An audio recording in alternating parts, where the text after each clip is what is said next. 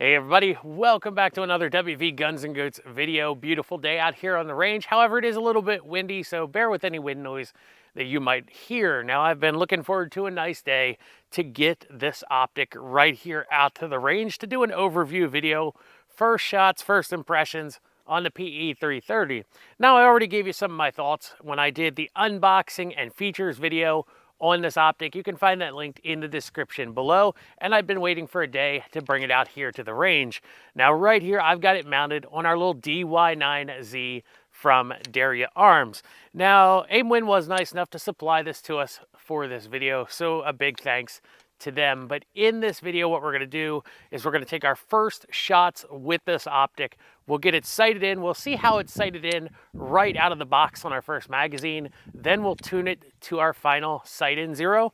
And then we'll put some more rounds through it. We're probably only going to put about 100 rounds through it today, but over time we'll be putting some more rounds through it, and I'll probably give you an update video as time goes on and how it holds up over time.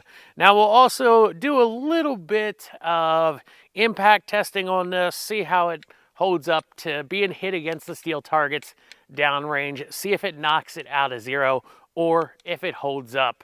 So everybody, if you're not a herd member yet, how about you go ahead and headbutt that subscribe button to join the herd here at WV Guns and Goats, and let's hit the range. Okay, with the sun shining right down on us, let's check and see if we can see the reticle in the PE330. I have it turned all the way up and I'm not having any issues seeing that reticle on the target. I don't see any kind of artifacts or reflections when I look through this optic here. Now I can turn this down 1, 2, 3, 4, about 4 clicks there from maximum until I start to have issues with the dot being too dim to see in the lighting conditions. So it's definitely got enough brightness settings that it should be fine, even if the sun is shining pretty much right down on you.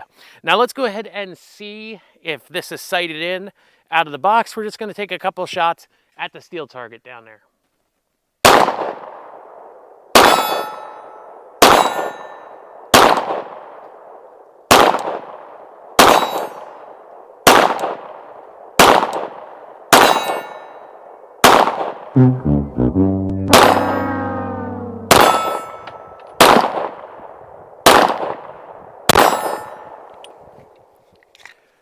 All right, let's go ahead, get this on paper, dial it in.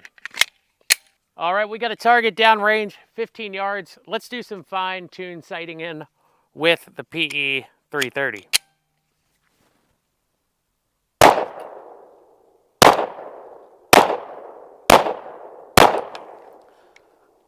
So we're a little bit low and left. We'll get that sighted in, and then I'll show you the groups here.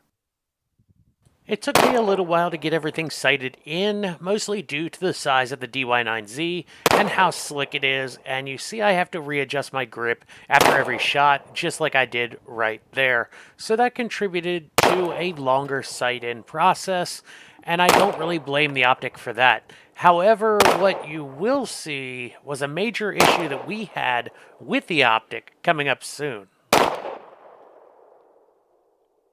Started out down here, then we moved up to here, then we moved over and up, gave it a little bit too much up for this group, then I moved it down into this area right here. These two flyers were from that group right there. So we've got it pretty well sighted in for what we want to do here. All right, let's try the plate rack some.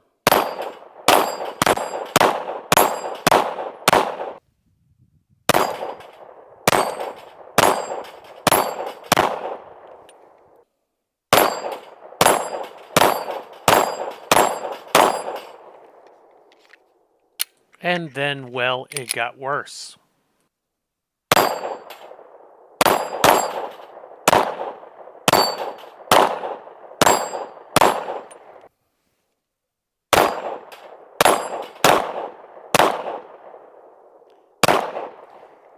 Well, was trying to shoot the plate rack and couldn't understand why I was missing it so much. I found out that even though I torqued the optic on here, it started to come loose, and I've torqued it down again. I'm going to resight it in, show you the groups I get with that, and then we'll go back to trying the plate rack.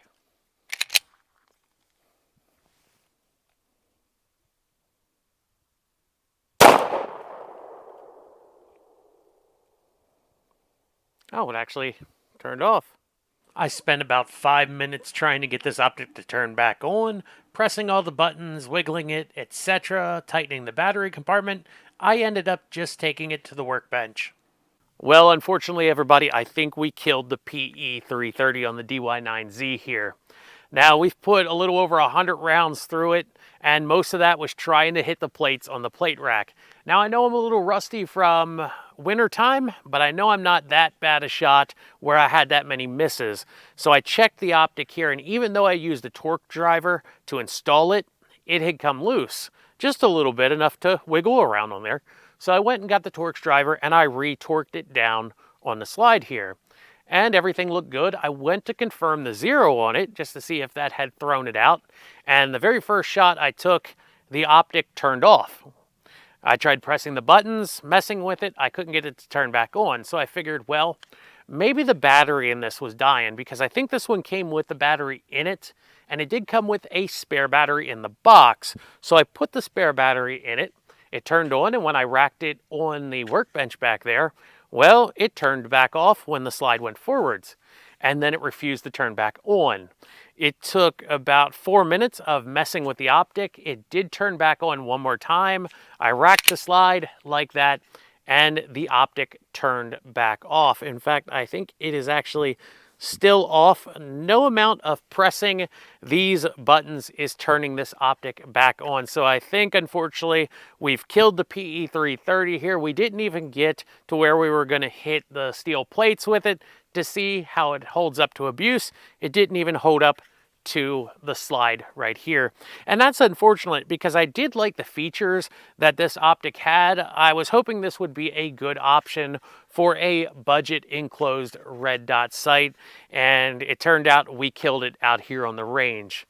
Now, what I'm going to do is I'm going to contact Aimwin and say, hey, it died. What do you want to do about it? And if they send me another one of these optics, I'll bring it back out here to the range and we'll see if it lasts any longer than this optic here lasted, and see if it's any better. Maybe we just got a fluke, but you do get that sometimes when you have these more budget-oriented optics here. So everybody, stay tuned for that. I'll even put an update in the description of this video when I hear back from Aimwin. Let me know down in the comments section, have you ever killed a red dot sight on one of your pistols? Let me know. I want to hear about it. Everybody, this has been another WV Guns and Goats video. And as always, if you're not out there having fun shooting, well, what are you doing? Well,